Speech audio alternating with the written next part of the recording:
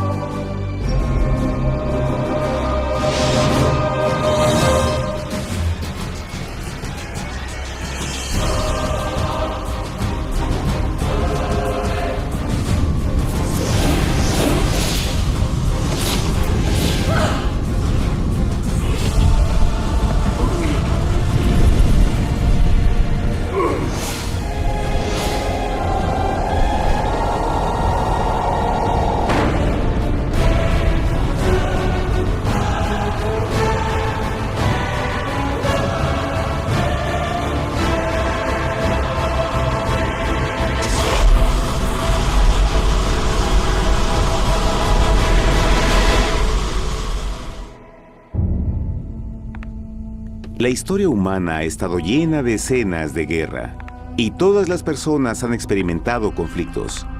Pero para entender el origen del mal, debemos viajar al pasado, a la primera guerra en el universo. Porque esta guerra no ocurrió en la Tierra. Antes de que nuestro mundo existiera, hubo una guerra en el cielo. Hasta las palabras guerra en el cielo suenan como la última paradoja. Es casi inimaginable para todos que pudiera haber batallas y conflictos entre las creaciones perfectas de Dios en el paraíso. ¿Qué pudo haber causado este conflicto celestial? Por fortuna, un libro antiguo llamado la Biblia nos da suficientes detalles para poder atar los asombrosos cabos. Aunque trágica, también es una increíblemente tierna historia de amor, que va desde el principio de los tiempos tocándonos personalmente a usted, a mí y a cada uno de los individuos de la Tierra. Nuestra historia comienza hace tiempo, en la misma capital del universo, en un lugar llamado Cielo que estaba lleno de seres angelicales que amaban hacer la voluntad de Dios. Bajo el justo y amoroso gobierno del Creador, todo el cielo disfrutaba de una existencia de felicidad y dicha perfecta. El príncipe supremo del cielo y comandante de los ángeles era el todopoderoso y amoroso Hijo de Dios, mejor conocido con el nombre que tomó cuando vino a la tierra, Jesús. Él era uno en propósito y mente con Dios el Padre. El cielo, bajo el mandato compasivo del Padre, Hijo y Espíritu Santo, probó ser un maravilloso lugar de paz y alegría. Para llevar a cabo las órdenes de Dios, la Trinidad estaba rodeada de un océano virtual de innumerables espíritus ministradores llamados serafines y querubines, o mejor conocidos como ángeles. Estas poderosas e inteligentes criaturas descubrieron su mayor alegría al cumplir las órdenes del Todopoderoso. Pero Dios creó un extraordinario ángel para servir como líder de la multitud celestial entera. La Biblia nos dice que su nombre era Lucifer, que significa portador de luz. Este querubín fue el más grande ser creado por Dios y tenía la posición más cercana al trono de Dios, y estaba directamente bajo la autoridad de Jesús. El trabajo de Lucifer era comunicar la luz y el conocimiento de la voluntad de Dios a todos los otros ángeles. Lucifer fue el ser más espléndido creado por Dios. Era cautivamente hermoso y dotado con poderes asombrosos de liderazgo y organización. Entre los ángeles, él fue muy admirado, respetado y amado como amigo. Aunque Dios previó la miseria que estaba a punto de ser introducida por Lucifer al reino de la luz.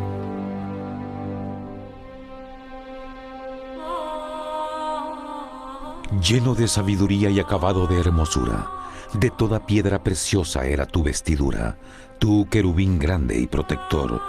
Yo te puse en el santo monte de Dios. Allí estuviste, en medio de las piedras de fuego te paseabas. Perfecto eras en todos tus caminos, desde el día en que fuiste creado, hasta que se halló en ti maldad. Cuando Lucifer pudo darse cuenta de su belleza y poder, su corazón comenzó a cambiar gradualmente. Permitió que su enfoque se alejara de Dios y dirigió su amor hacia él mismo. Tal vez nunca entenderemos el cómo y el por qué estas semillas de rebelión germinaron en su corazón. Pero el profeta Isaías nos da una visión del pensamiento de Lucifer. ¿Cómo caíste del cielo, oh lucero, hijo de la mañana? Cortado fuiste por tierra. Tú que debilitabas a las naciones, tú que decías en tu corazón, subiré al cielo en lo alto, junto a las estrellas de Dios. Levantaré mi trono, sobre las alturas de las nubes subiré, y seré semejante al Altísimo.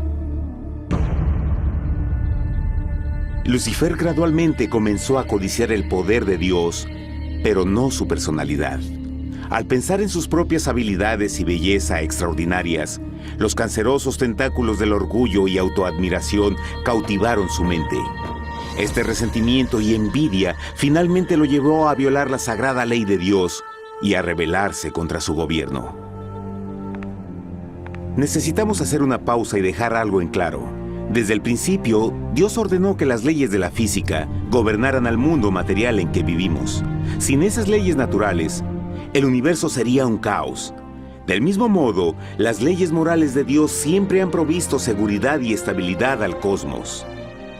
Algunos piensan que los 10 mandamientos no existieron, hasta que el Señor los entregó a través de Moisés en el monte Sinaí. Pero las Escrituras nos enseñan que los principios de las leyes de Dios han existido por toda la eternidad, pues son la base fundamental de su paradisíaco reino de amor. Fieles son todos sus mandamientos, afirmados eternamente y para siempre, hechos en verdad y rectitud. Los 10 mandamientos son un resumen de las características de un Dios de amor. Los primeros 4 mandamientos describen quién es Dios, su poder, su territorio y autoridad. Los últimos 6 describen cómo es Dios, su honestidad, su pureza, su fe. Todas estas cosas siempre han sido verdad y siempre serán verdad. Ahora, por primera vez en la historia de la eternidad, Lucifer comenzó a violar estos principios perfectos. Lucifer sabía que si iba a compartir el poder y estatus de Dios, necesitaría apoyo. Así que se puso a trabajar. Comenzó tortuosamente a circular entre los ángeles plantando semillas de duda y descontento con respecto al liderazgo de Dios. Al mismo tiempo, sutilmente hacía notar sus propias virtudes. Él insinuó que Dios abusaba de su poder divino y sus leyes restringían la verdadera libertad y felicidad de sus criaturas. Con su razonamiento audaz y poder sin igual de influir, Lucifer pudo persuadir a un gran número de ángeles de unirse a su motín. Tal vez se pregunten, ¿cómo es que tantos ángeles inteligentes pudieron ser embaucados para seguir a este desertor? Tengan en cuenta que hasta este punto ningún ángel había escuchado una mentira. Y en esta temprana etapa de la rebelión, los ángeles no se dieron cuenta de cuán obsesionado se volvería Lucifer con adquirir la posición de Dios. No sabían que finalmente él planearía la tortura y asesinato del Hijo de Dios en la cruz, en un intento por subir a su trono. Extrañamente, Lucifer pensó que podía ocultar sus verdaderos propósitos de Dios. Ay de los que se esconden de Jehová encubriendo el consejo, y sus obras están en tinieblas y dicen: ¿quién nos ve y quién nos conoce? No crean por un momento que la rebelión de Lucifer tomó a Dios por sorpresa o desprevenido. El Señor sabe todas las cosas, incluyendo los pensamientos de sus criaturas. Él entendía exactamente lo que estaba pasando por la mente de Lucifer.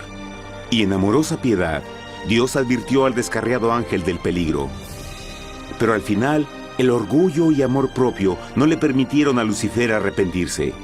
Así que eligió la rebelión total contra Dios en vez de la humilde obediencia. Algunos se han preguntado, ¿esto significa que Dios creó a un ángel defectuoso?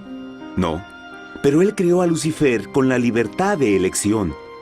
Verán, la libertad de elección es una cosa maravillosa, pero lleva consigo un increíble riesgo, incluyendo el riesgo de la rebelión y la posibilidad de que el amor de Dios pueda ser rechazado. El amor real no puede venir de una criatura preprogramada. No puede ser forzado. Debe ser voluntariamente dado. Por ejemplo, aun siendo tan lindo como lo es este perro robot, en realidad nunca podrá amarme. Puede hacer que parezca que me ama, pero solo está siguiendo instrucciones preprogramadas. No tiene opción. Y por otro lado, este pequeñito está verdaderamente feliz de verme. Él ha decidido darme su afecto, y con el tiempo, nuestra relación crecerá y se hará más fuerte, mientras lo ame y lo cuide. Del mismo modo, un Dios de amor solo quiere amor genuino de sus inteligentes criaturas. Y para que eso pase, estas deben tener la libertad de elección. La rebelión de Lucifer es la más grande evidencia de que en verdad tenía esa libertad. Y ahora, la pregunta más grande era, ¿cómo respondería Dios a esta crisis? ¿Cómo lidiaría con Lucifer y los millones de ángeles que se unieron a su rebelión? Muchos se preguntan, ¿por qué Dios no destruyó inmediatamente la rebelión? Después de todo, Él pudo fácilmente vaporizar a Lucifer con mandarle un rayo. ¿Pero eso en realidad habría resuelto el problema? No, al contrario.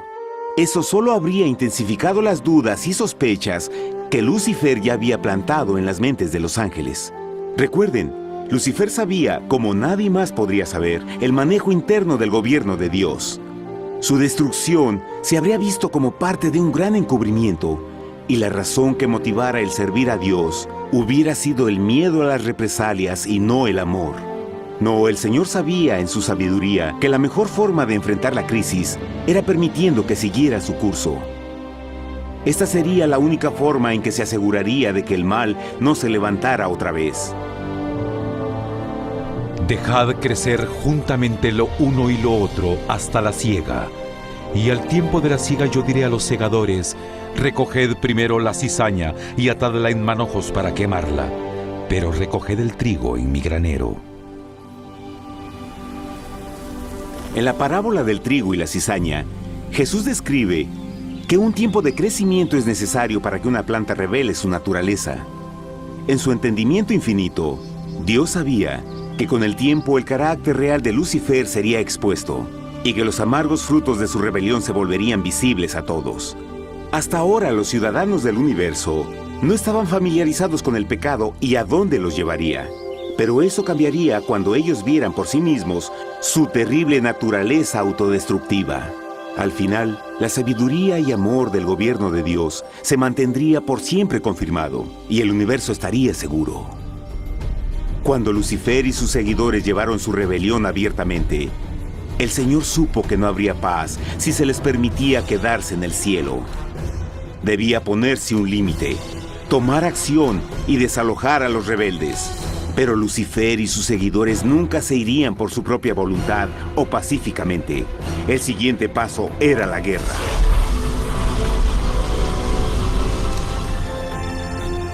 después hubo una guerra en el cielo. Miguel y sus ángeles luchaban contra el dragón, y luchaban el dragón y sus ángeles, pero no prevalecieron ni se halló ya lugar para ellos en el cielo, y fue lanzado el gran dragón, la serpiente antigua que se llamaba Diablo y Satanás, el cual engaña al mundo entero. Fue arrojado a la tierra y sus ángeles fueron arrojados con él.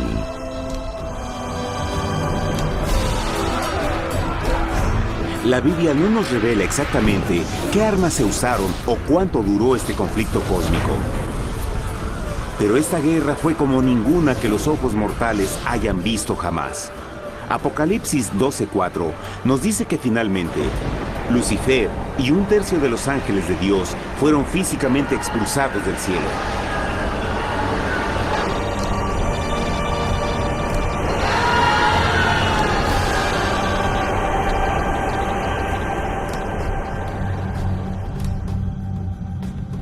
Pero, ¿qué venía después?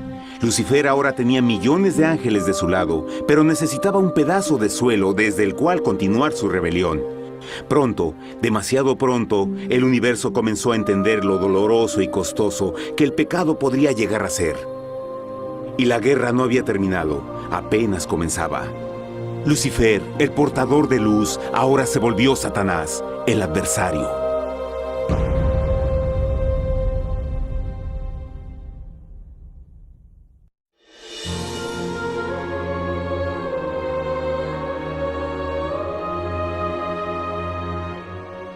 Después de la guerra en el cielo, Satanás y sus ángeles caídos fueron desterrados de la corte de la gloria. Por un tiempo el diablo y sus demonios vagaron por el universo, buscando inútilmente mundos que se compadecieran y que se unieran a su rebelión. Mientras tanto, el corazón de Dios sentía intensamente el vacío que creó la pérdida de Lucifer y sus ángeles. Y el Padre, Hijo y Espíritu Santo regresaron a su trabajo favorito, el maravilloso trabajo de la creación. Decidieron hacer un mundo nuevo, lleno con una variedad de asombrosas y diversas criaturas de amor. Este nuevo mundo sería único, porque las criaturas principales serían hechas a la imagen de Dios. Para ellos, el Señor también les daría dominio de este nuevo planeta que conocemos como Tierra. En el principio creó Dios la tierra, y vio Dios todo cuanto había hecho, y era bueno en gran manera. ¡Qué imagen tan asombrosa! Dios forma un nuevo mundo, nuestro planeta Tierra. Y con cada maravilloso día de la creación, algo nuevo y espectacular entraba a formar parte de la escena. Por ejemplo, en el tercer día Dios habló y vegetación hermosa y exuberante saltó a la existencia. Plantas de todos los colores, formas y tamaños. En el quinto día, el mundo estaba lleno con asombrosas, exóticas criaturas que podían ya sea elevarse por los cielos o deslizarse libremente por las aguas azules, y algunas podían hacer ambas cosas. El sexto día vio la presentación de una variada y diversa multitud de animales terrestres.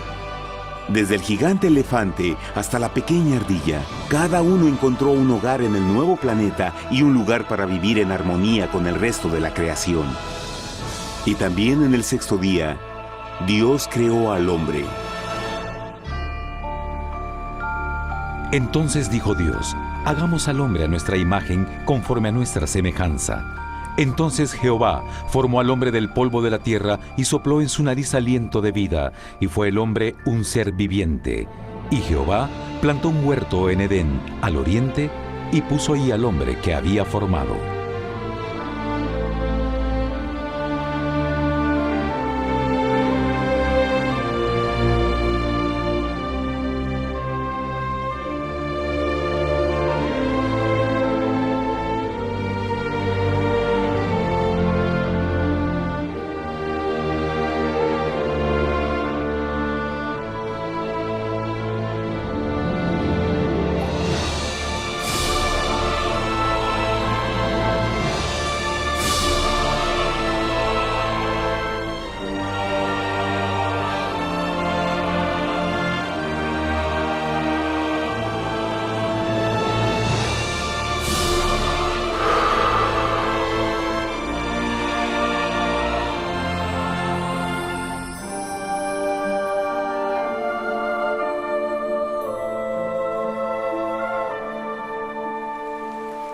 ¡Qué enorme honor!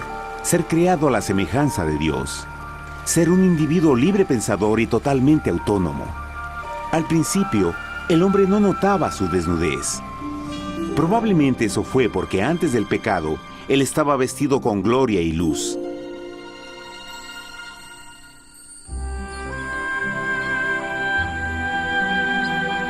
Dios también creó la compañía ideal para Adán, su bella esposa Eva.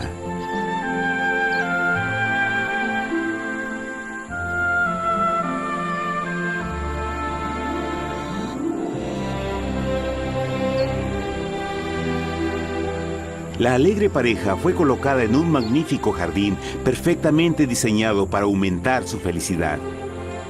A Adán, Eva y a las otras criaturas de la tierra también les dieron el privilegio divino de procrearse a su propia imagen. La intención de Dios fue que la raza humana tuviera dominio sobre este paraíso perfecto para siempre. Eternamente felices y sanos, trabajarían con la flora del jardín de Dios, mientras disfrutaban del afecto y compañía de todas las criaturas bajo su cuidado. El ambiente que nuestros primeros padres experimentaron fue muy diferente al mundo de hoy. Las rosas no tenían espinas, los insectos no mordían ni picaban, y los leones y ovejas jugueteaban juntos. Pero la bendición más grande era que los humanos vivían en perfecta armonía con su Creador. Cada séptimo día, Adán y Eva descansaban de su placentera labor y tenían una gozosa comunión con la visita de su Creador. Era un mundo espléndido y maravilloso. Y este estado de felicidad habría continuado por la eternidad si nuestros primeros padres hubieran mostrado fidelidad con una simple prueba. Pero del árbol del conocimiento del bien y del mal no comerás, porque el día que de él comas ciertamente morirás. Puesto que el adversario había contaminado el universo con su rebelión, el Señor vio la necesidad de una simple prueba de amor y lealtad. ¿Recuerdan? Los ángeles buenos vieron a un tercio de sus amigos ser expulsados del cielo durante la guerra. ¿Cómo podrían estar seguros que estos nuevos humanos no se unirían a Lucifer y causarían más problemas? Así que el Señor plantó un árbol único en el jardín. Un árbol cuyo fruto no debía ser comido so pena de muerte.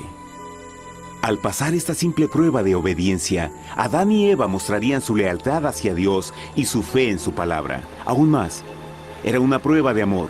Por eso Jesús dijo en Juan 14, «Si me amáis, guardad mis mandamientos». Pero alguien más supo de esta prueba de fe y estaba determinado a usarla en su favor.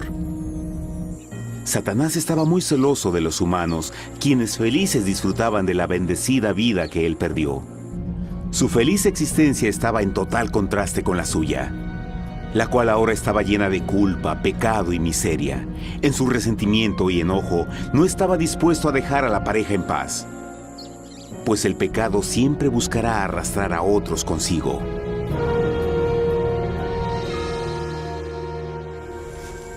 Así, un día en que Eva estaba concentrada en su placentero trabajo, se encontró sola y peligrosamente cerca del árbol prohibido. Fue cuando Satanás vio su oportunidad. Usando una serpiente hipnotizante como su medio, el ángel caído llamó a Eva desde el árbol y trató de entablar conversación.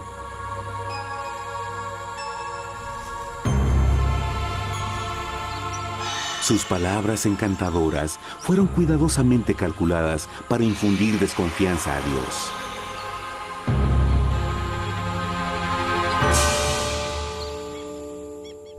Entonces la serpiente dijo a la mujer, «No moriréis, sino que Dios sabe que el día que comáis de él, serán abiertos vuestros ojos y seréis como Dios, conocedores del bien y el mal». Y vio la mujer que el árbol era bueno para comer, y que era agradable a los ojos y codiciable para alcanzar la sabiduría, y tomó de su fruto, y comió, y dio también a su marido, el cual comió así como ella. Trágicamente, cuando Eva escuchó la suave y sedosa voz del tentador, comenzó a tener dudas sobre la palabra de Dios. La serpiente la engañó con la promesa de gran poder y sabiduría. Eso llamó su atención. Después de todo, aparentemente el fruto le dio a la serpiente la habilidad de hablar. ¿Qué otros poderes podría darle a ella? Y así, aunque apenas había conocido a la serpiente, ella confió en su palabra por encima de Dios, quien la creó y le proveyó un hogar paradisíaco. Así que Eva comió del fruto prohibido y pronto persuadió a su esposo de hacer lo mismo. Adán pudo haber elegido mantenerse leal a Dios, pero él puso su amor por su esposa sobre su amor por Dios. Cuando nuestros primeros padres le dieron su lealtad al enemigo, el dominio de la tierra fue reclamado por Satanás. ¿No sabéis que si os sometéis a alguien como esclavos para obedecerle, sois esclavos de aquel a quien obedecéis? Ninguno puede servir a dos señores. Este mundo sería el último campo de batalla entre el bien y el mal. Y el corazón de cada hombre y mujer fue el premio. Adán y Eva no se dieron cuenta en ese tiempo, pero su momento de desconfianza y desafío abriría las compuertas del sufrimiento de millones de personas durante miles de años.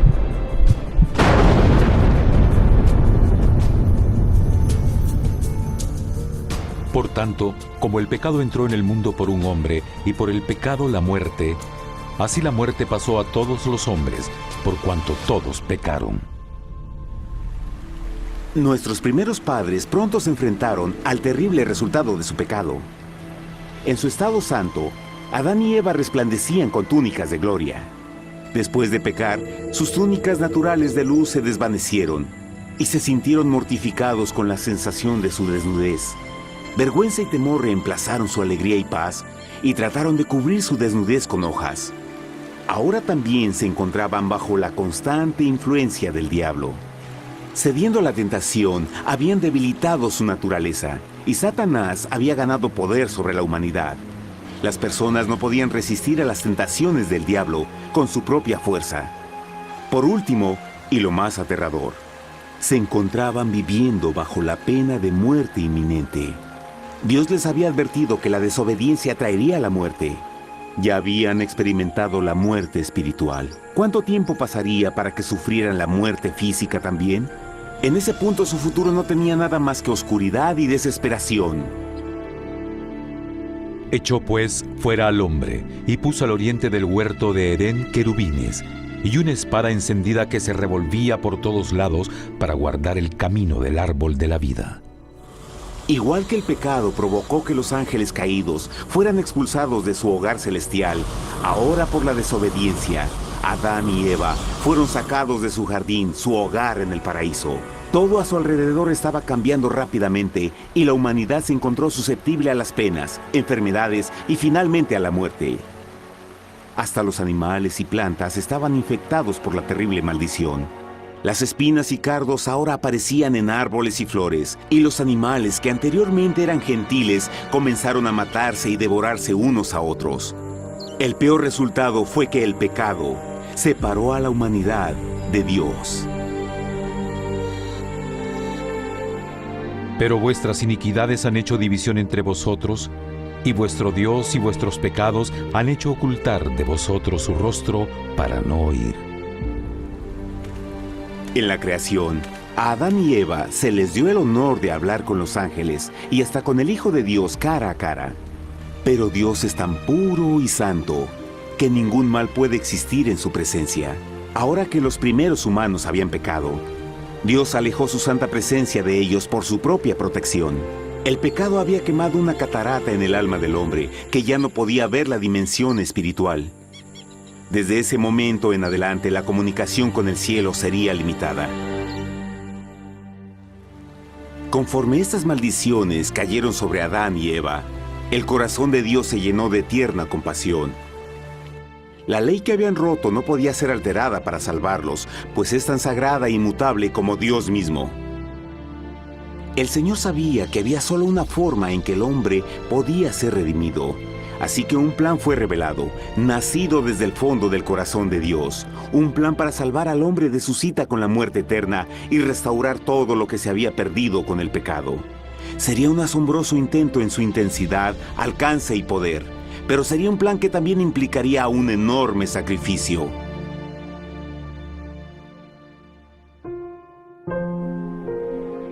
En esto se mostró el amor de Dios para con nosotros, en que Dios envió a su Hijo unigénito al mundo para que vivamos por Él.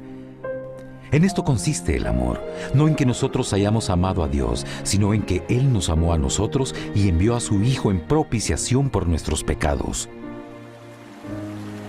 Las Escrituras claramente enseñan en Romanos 6:23, el costo del pecado es la muerte. La ley rota demandaba la vida del pecador, y solo había uno en todo el universo que podía calificar como sustituto de la humanidad. El Creador solo podía pagar la deuda de sus criaturas al tomar su lugar. Así, Jesucristo, el Hijo de Dios, por voluntad aceptó dejar la pureza, gloria y seguridad del cielo. Él vendría a morir en nombre del hombre en su malvado y renegado planeta. Él nacería como un inocente e indefenso bebé, soportaría una vida de pena y vergüenza, y aún así viviría una perfecta y victoriosa vida. Finalmente, Él tendría una muerte humillante para poder ser sustituto de la humanidad caída. Por su sacrificio, la humanidad asombrosamente recibiría una oportunidad más de tener vida eterna. Su sangre proveería el rescate para el mundo que había sido raptado por Satanás. Este maravilloso plan de redención fue gráficamente ilustrado en el sistema de sacrificios de animales ordenado por Dios después de la caída del hombre. El Señor había advertido a Adán y Eva que morirían el día que comieran del fruto prohibido. ¿Y cómo fue que permanecieron vivos? La Biblia nos dice que inmediatamente después de su pecado, Dios les proveyó ropa en la forma de pieles animales. Es digno de notar que Apocalipsis se refiere a Jesucristo como la oveja, que fue muerto desde el principio del mundo. Esto indica que una oveja fue sacrificada el mismo día para prevenir sus muertes inmediatas. Por fe, en este sacrificio sus muertes fueron simbólicamente transferidas de ellos a la criatura inocente. La oveja, por supuesto, era la representación de Jesús. Y así, un rayo de esperanza fue provisto en una situación de aparente oscuridad y desesperación. A través del arrepentimiento y la fe en la sangre del Mesías venidero, cualquier humano podría ser una vez más hijo de Dios. Pero a pesar de este maravilloso plan, Satanás aún tenía dominio sobre la tierra, y la vida en este mundo no sería fácil. En el mundo tendréis aflicción, pero confiad, yo he vencido al mundo. Naturalmente, muchos se preguntan, ¿cómo un Dios amoroso y poderoso permite penas y sufrimiento en nuestro mundo actual? Pero está claro desde el Génesis que Dios nunca quiso que conociéramos la pena y tribulaciones de esta vida. Cuando el mundo salió de la mano de Dios, la tierra era un maravilloso paraíso. Fue el pecado de Adán y Eva lo que le dio a Satanás el derecho a reclamar control de este planeta.